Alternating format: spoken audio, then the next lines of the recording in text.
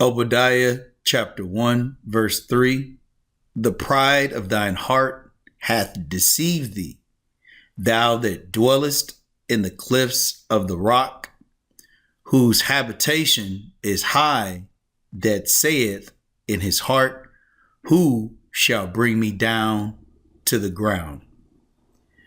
I like to give all praise, honor, and glory unto Yahweh, by Yashim, Yahweh Shai, by Yashim, Rakah HaKodash. Double honors to the apostles, the bishops and elders of Great Millstone who rule and teach well, and peace and salutation unto the hopeful elect, 1/3 of Yasha Allah, upholding the law, statutes, and commandments to the best of their ability. Peace and salutation. This is the brother Bakwasha, and I want to cover the pride of Esau, the so-called white man, who believes that he will never be brought down to the ground. And part of that is because of the pride in which he has. And one of the ways in which he's exhibiting that pride is through those miracles. And matter of fact, let's just grab that real quick. It's through those miracles in which he's been able to perform. Okay. And those miracles go into the technology in which he's been able to use all throughout the earth. And all roads lead to the MO to the T to the B. Okay. The mark of this beast society. Okay.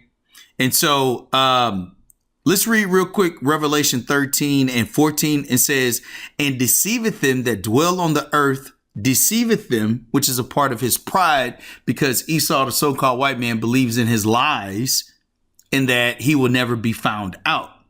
It says, and deceiveth them that dwell on the earth by the means of those miracles, which he had power to do in the sight of the beast, saying to them that dwell on the earth that they should make an image to the beast, which had a wound by a sword and did live. And obviously, brothers know the rest of this chapter goes into the MO to the T to the B. Okay. Verse 16, and he causeth all, both small and great, rich and poor, free and bond, to receive a mark in their right hand or in their foreheads. Okay.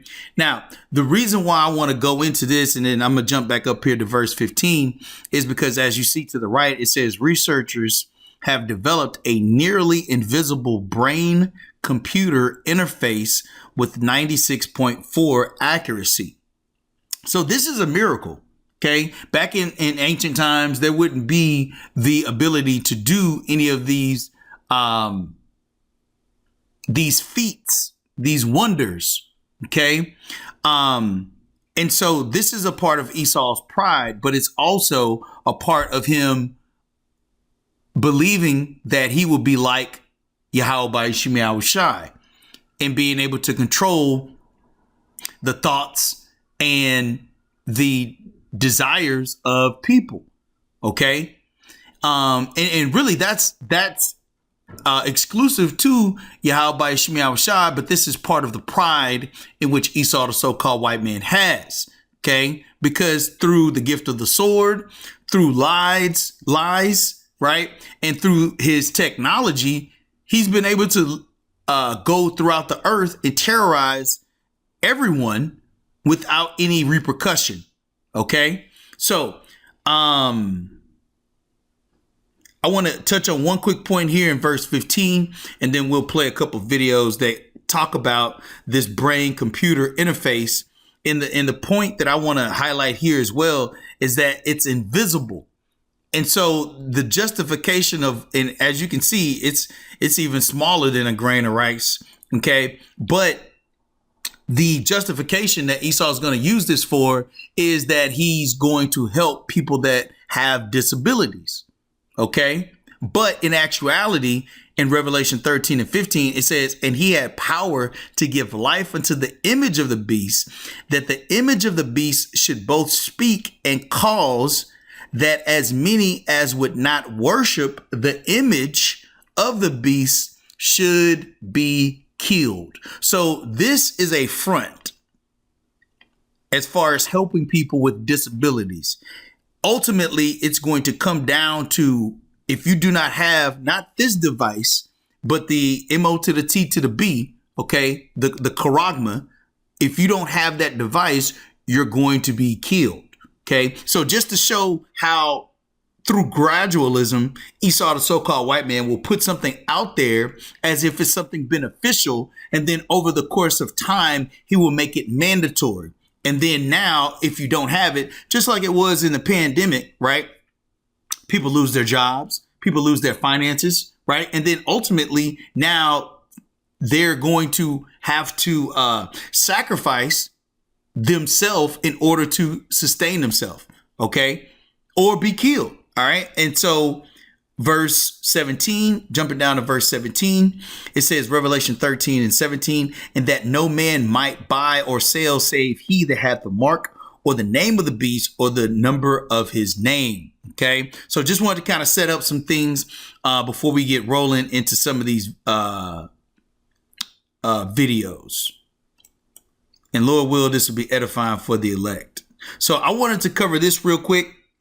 These guys talk about some of the quote unquote reasons why it's beneficial to have these. But I mean, even going back into the scriptures talk about not making any insertions into your flesh. Okay. That's right in the Torah, right? The law, right? So once again, Esau is going against, see, that's his pride, going against the scriptures. Okay. But these people literally, they don't want things on the surface any longer.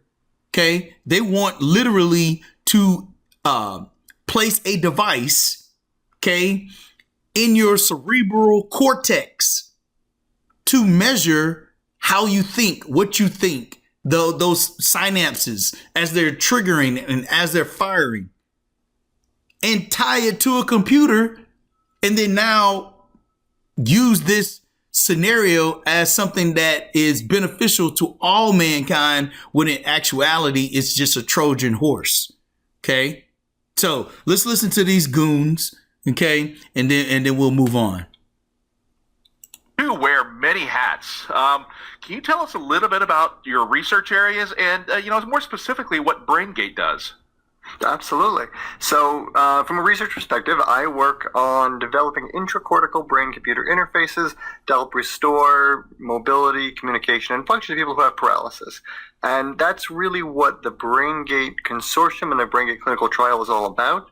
So since roughly 2004, we've been working on developing a way of extracting neural signals using an intracortical sensor that measures the brain's activity as people with paralysis try to make different movements and actions, and then use computer systems to decode what they're trying to do and give them the ability to control different types of assistive technology, be it robotic arms, computer interfaces, text generation devices, and the like.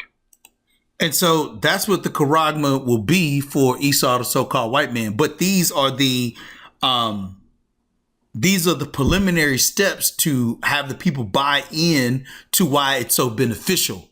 And then he's going to make it malicious. Okay. So let's bring this out. This is Psalms chapter 64, verse 5. They encourage themselves in an evil matter. They commune of laying snares privily. See, this is a snare to say, oh, well, we can help people with paralysis and disabilities. For what reason, though? Like out of all of the, and let's just step into the mind frame of Esau, the so-called white man. Out of all of the things that could be beneficial to the quote unquote world, why is this the emphasis? Well, because it's ultimately going to lead to the MO to the T to the B. Okay. There is no other justification. Like, he doesn't even treat his quote unquote veterans in this type of fashion. But people with disabilities, people with paralysis, you're going to use all this technology just for people that can't move? Come on, man. So it says they encourage themselves in an evil matter. They commune of laying snares, because that's what this is. It's a snare to the MO to the T to the B. It says they say, who shall see them? Okay. This is Isaiah chapter 29, verse 15. It says, woe, destruction unto them that seek deep to hide their counsel from the Lord, and their works are in the dark, and they say, who seeth us? And who knoweth us? You see, because these things are being done, but there was no legislation. There was no, like the people didn't demand this. These are all quote unquote brainchilds of Esau, the so-called white man. And ultimately, this is one of the scenarios that Esau wants people to be in. Now, this was an old movie by the name of Captain America Civil War, came out in 2016. But one of the things, and we know that Esau has always been a proponent of MK Ultra and mind control and propaganda and TV and bread and circus. All of these are ways, okay, to really practice witchcraft, okay, on the people. However, because as Esau's days are being shortened, okay, that measure of witchcraft is no longer as effective, because now you have whistleblowers, you have truthers, obviously you have the prophets of Yahweh Shemi Yahushai, right? And so it's contesting that sorcery that Esau has put out there. So now Esau has to take it to another level, which is the charagma. But in order for people to buy into the charagma, there has to be a soft entry into that sorcery, okay, or that witchcraft. And so what happens is Esau wants people to buy into this idea of helping people and helping people to walk, and now they can move their limbs, and they can type with they can type without using, like the guy that was in the wheelchair forever, whatever that dude's name is, right? Stephen Hawkins, I think that was his name, right? To be able to use his mind in order to type, right? That's where Esau is looking to sway the people. But ultimately, it's just another level of mind control through this brain chip or brain computer interface. And so what this movie highlights is the power of just words, okay? Because, and if you go back and you watch the movie, you can put the pieces of the puzzle together. But this character named Bucky was really an agent, but he was what do they call him? A sleeper agent or sleeper cell. And so he had to be activated. And how did he have to be activated? Through words. Okay. And that's the method that Esau ultimately is going to be able to utilize to control not only people, but through this interface, he's also going to be able to control their movements. Okay. Real.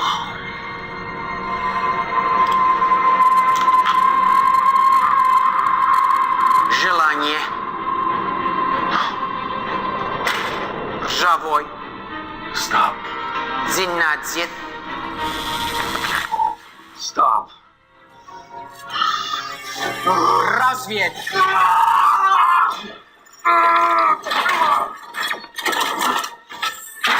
Jedź. 9. Dobre kasy w tym.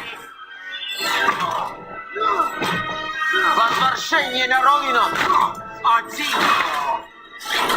Грузовый вагон.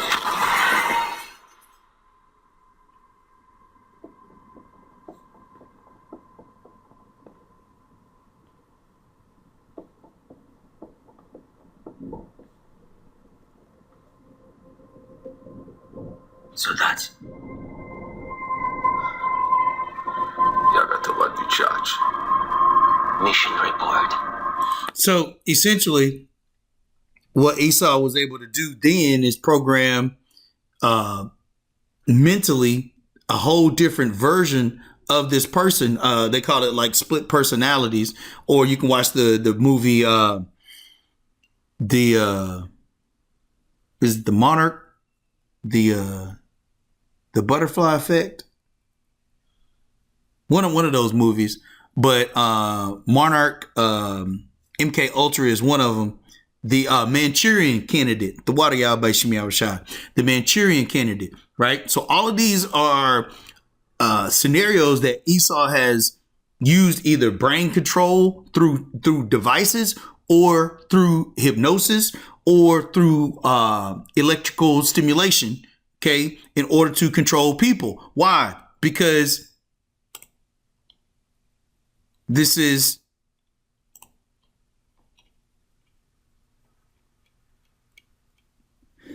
Isaiah chapter 14, verse 14. Let's start at verse.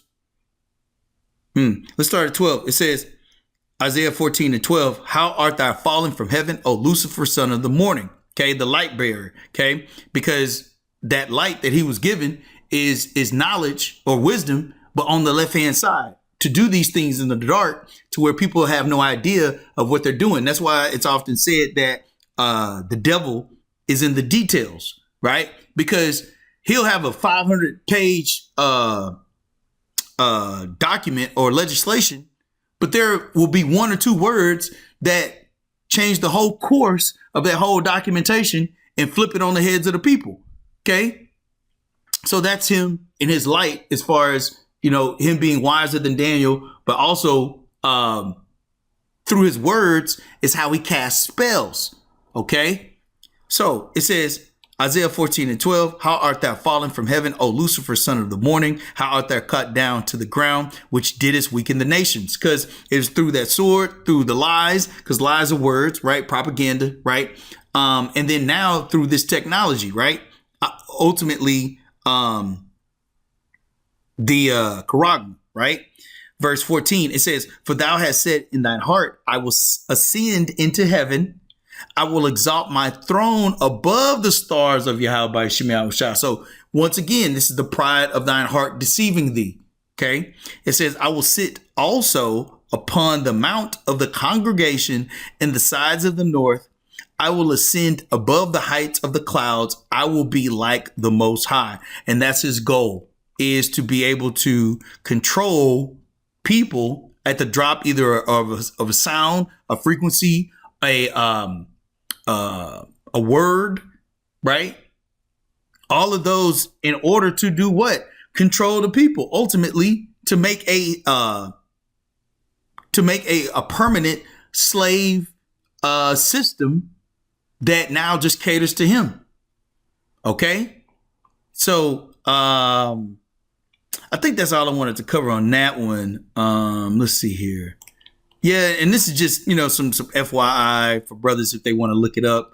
But this goes into BCI, which is your brain computer interface. And so these are the things that it brings to the table. But at the same time, too, these are the same ways in which Esau is going to use against the people. Okay, he's going to sell it as a benefit, but then that same benefit is going to be that snare. Okay, so yeah, let's bring this out. This is 2 Thessalonians chapter 2 and verse 4. Let's read verse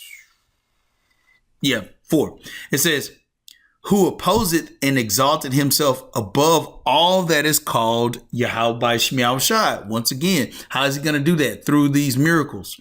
Okay. It says, or that is worship, so that he as Yahweh sitteth in the temple of Yahweh, showing himself that he is a power. And that's the reason why all of the things in which he's doing is to emulate the Most High, which is the all-knowing and all-powerful. Okay. There's another scripture down here that says, this is 2 Thessalonians chapter 2, verse 9. It says, even him, let's start at 8. It says, and then shall that wicked be revealed, because people will believe, you know, like a Bill Gates or a Steve Jobs, things of that sort, right? But that's the wicked. Okay.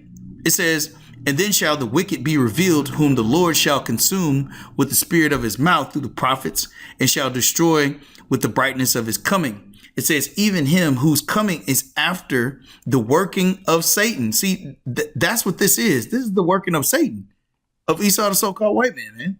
That's Satan's minion. Okay. It says, with all power and signs and lying wonders. That's what this is, man. Okay, it's another snare, but it's a lying wonder. It makes people believe like, blind people can see, and crippled people can walk, and these are those miracles that Esau has the power to actually do, but they're deceptive or deceiving powers.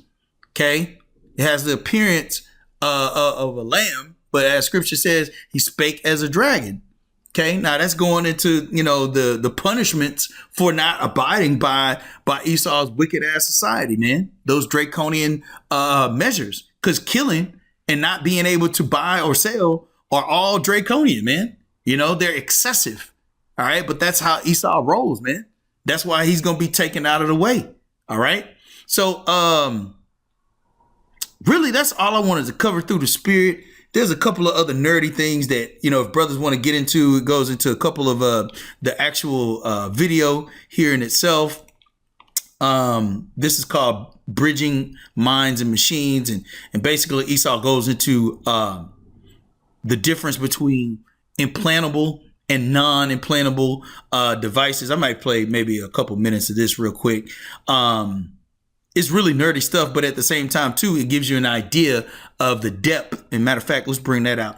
It gives you an idea of the depth that Esau goes in order to create these devices, okay? In order to potentially, for him to control people, okay? This is Psalm 64:6. They search out iniquities. They accomplish a diligent search, okay? Both the inward thought of every one of them and the heart is deep. So yeah, I mean, they're seeking out a diligent search in order for this device to fit in between hair follicles and is invisible. See, this is what the engineering looks like. Okay, well, we need a device that can't be seen. Like, why wouldn't it be something over the top, right? Like an earpiece or something like that. See, he doesn't want people to know that people are being controlled, especially like when you talk about a army. Can you imagine a whole army full of guys or, quote unquote soldiers, right? That have this type of where you can control them, no more. They have their own thought process, and maybe they don't want to go to battle that day, and then now you just activate them to go to battle. See, it's another form of the sunken place. Okay, Esau wants to be like Yahweh Shemiah Shai, and using his creation to do his evil. Okay. So, what else did I want to bring out? I think that may be it. Oh, well, we brought that out earlier. Yep. So yeah, let's just wrap up with this. This goes to show you how, or at least one of the ways that Esau is welcoming this, like full blown. Put one, he's signing up for it already. Because one, these Edomites know that their time is short. And so they're trying to live it up to the best of their ability until they get destroyed. So like it, but these are a handful of guys. And let me see, I didn't even read this. It says brain computer interfaces are no longer scientific fiction. Neuralink just raised $600 million at a $9 billion valuation, and competitors like Omics are hot on their heels with human trials underway. And that's what these are. People are being guinea pigs for these brain computer interfaces. All right. It says in this episode, Jason and Alex explore the booming BCI space, the 4 startups leading the charge, and how this tech could revolutionize everything from curing paralysis. See, and that's a very dangerous word, because there is no cure in anything that Esau does. Okay, because this is not a eternal kingdom. Okay, this is a temporal kingdom. Anyway, it says from curing paralysis to replaying live experiences like movies. I think they had that show, what was it called? Black Mirror, things like that. Esau is headlong into this stuff because he thinks that it's his salvation, and it's not. Okay? Ultimately, it's his trick bag, that Yahweh Shemi Shah has him in. But anyway, it says, could brain computer interfaces become the next self-driving revolution? So Esau wants machines and robots and automation and all of this kind of stuff, but he desires this because ultimately he wants to control and really identify the hopeful elect, and that's why that buying or selling is kind of the crux, okay? Because the rest of the world, they're going to go headlong into it too. Just like they did with the Cybertruck, just like they did with the Tesla, just like they did with the iWatches, the iPods, all of that stuff, man. The charagma is the charagma really is here, but as far as the pandemonium that comes from, wanting that device, Esau's steadily raising, that desire in these Babylonians, man. And so these two clowns right here, they ain't got it, man. None of these Edomites do. But this is what they're gonna sell as reasons for actually having these devices. This the other week, but Semaphore did drop some news that Neuralink, which makes the kind of brain computer insert thing, they say has closed $600 million at a $9 billion valuation. There had been reporting about a $500 million round at 8.5. Seems that went well, but even more recently, a competitor to Neuralink called Paradomics, which I know about because NEOM, the Saudi Arabian city project thing, invested in them. Okay. Scratch your head about that one. Anyways, they just for the first time and I want to say NEOM is that I don't know, it's like a super duper like mile highway something. Hold on one second.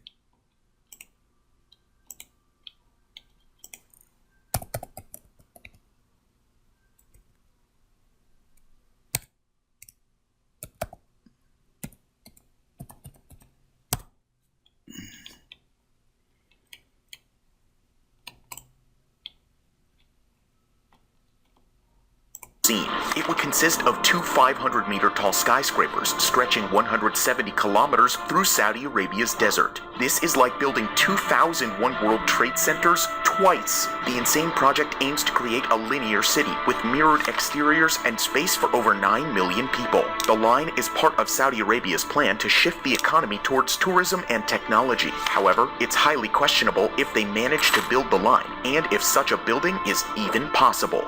This is the line, the biggest. And so this is where they're looking to use this type of technology. Let me bring that back. Oh, that one. Anyways, they just invested in them. Okay. Scratch your head about that one. City project thing. Invested in them.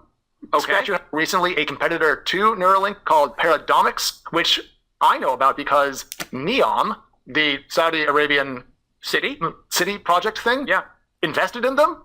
Okay. Scratch your head about that one. Anyways, they just, for the first time in May, they just announced this. They did their first insertion of their brain computer implant and then took it out again with a patient that was undergoing brain surgery already to kind of prove it out. But this means that there's now 4 companies that have done this: Neuralink, Precision Neuroscience, Synchron, and Paradomics, that are all working on brain computer interfaces. Neuralink is the most famous, of course, but there's 4 of them now, Jason. Here's my thought bubble. Is this the next self-driving project? The thing that's currently in a lab, but in 5 to 10 years we're actually going to get to use? Because I want one of these. This sounds awesome. See? I want one of these. This sounds awesome. See? And then they're just going to continue to ramp it up. They're going to use, celebrities, et cetera, right? And so these guys are like, yeah, they're infatuated with Esau's miracles, man. But it's a lying wonder, to everybody, because they think that it's going to be for their benefit when in actuality, man, hey, they're going to start seeing people's heads decapitated in the guillotine. They were like, hold on. I thought that this was supposed to be fun. Right. Awesome. I don't know when this comes to civilians or soldiers or body hackers, but if there's 4 people working on it and, it can make a person who's paralyzed eventually walk, or, a blind person see, or, any kind of these neurological diseases. I mean, that's incredible. Imagine you had this and you were like, I would like to have a dream about being Indiana Jones tonight, or see that homosexual nature. Hey, they have the vine of Sodom, man. Okay. Like, you think Esau's just gonna sit up there and try to be Indiana Jones? No, he's gonna look for some little boys, man. Okay, just like all the rest of the damn quote unquote Catholic, priests and all that shit, man. I would like to dream about like my life and what's possible for me. I'd like to have a dream, to do creative things. I know it sounds crazy. It was this awesome Catherine Bigelow movie. I don't know if you ever saw it, Strange Days. If you haven't, you should watch it, and we should talk about it next week. It's we'll have Lon back on the show and talk about Strange Days. It was a brain-computer interface. And you could record and replay other people. So if I was in Singapore, I could record my trip for my first person. You could then wear my helmet of me at that hawker, getting the satay, and you could experience eating the satay just by wearing that. Place is through, man. Anyway, I'm gonna play a little part of this, and then we'll wrap up. And Lord will, this was edifying. A helmet with kind of like EEG sensors all over it, and obviously more recently, the more implanted versions are getting more press. How different are those two techniques? It's a great question. And I think when thinking about BCIs, that's sort of the first fundamental distinguishing point is between implantable and non-implanted systems. So non-implanted systems are those that rely on generally scalp EEG sensors. Okay. And those have been around for a while, and there's been a lot of research with them because they're not implanted, and so the risks of working with them are very low, and it's very accessible.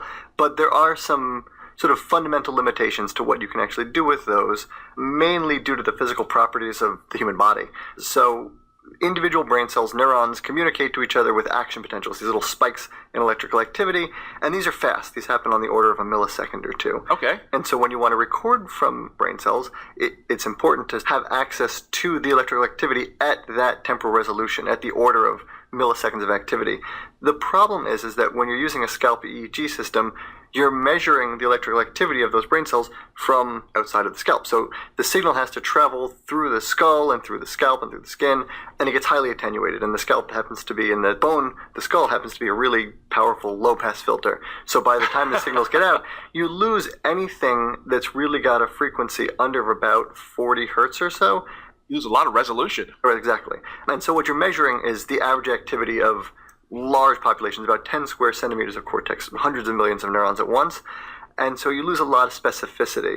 And ultimately, from a sort of pure information science standpoint, there's just a very low signal to noise in that signal. And so they have been used to develop some sort of low latency communication tools, but most of the use for that type of BCI, the non-implanted BCI, has been geared more towards consumer-grade technology and using it as a way to sort of augment the way that we otherwise interact with computer systems in a more traditional way. And that's in contrast to the implantable BCI systems, of which there's a few different types that have been devised, some that use microelectrode arrays, where you actually have tens to hundreds of individual electrodes sitting right next to brain cells, recording from populations of individual cells, or some that use a type of sensor called an electrocorticography sensor that looks kind of like an EEG sensor, but it actually goes directly on the cortical surface underneath the bone, and so you do have access to those high temporal resolution signals.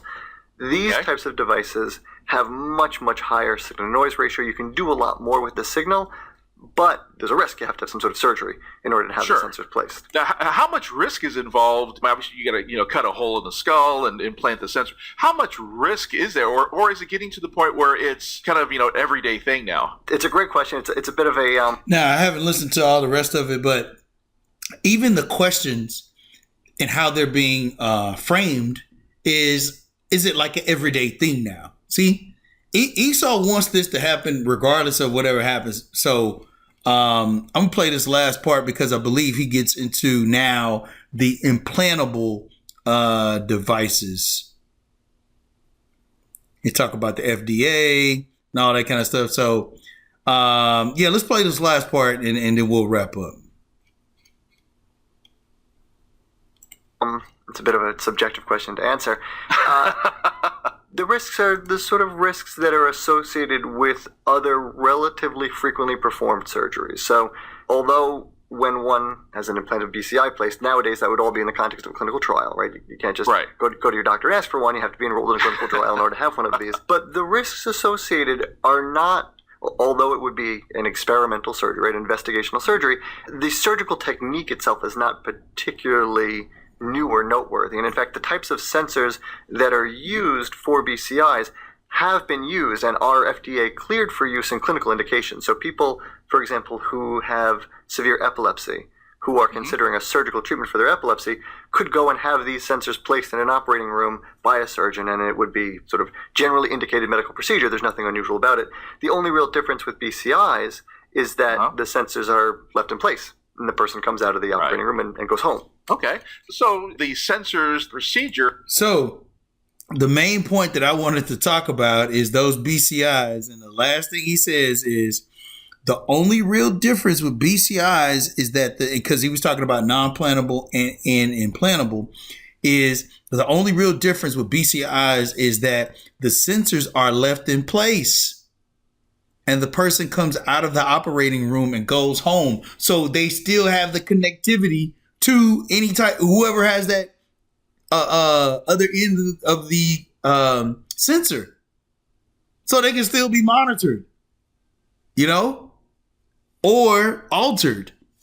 So anyway, I just wanted to go into those scenarios because, I mean, hey, we're right here at the end, man. And these scenarios that Esau is putting out there are speeding up. You know, there used to be a time where this was kind of like folklore, right? Oh, this is conspiracy theory, right? Well, it ain't none of that any longer, okay? And so just wanted to give some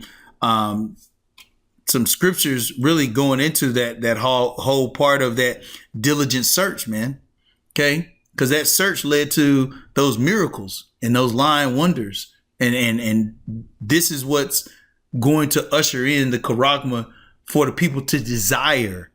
Okay, they're going to want it versus Esau having to sell it. You know, so Lord will. This was edifying for the elect, and until next time, shalom.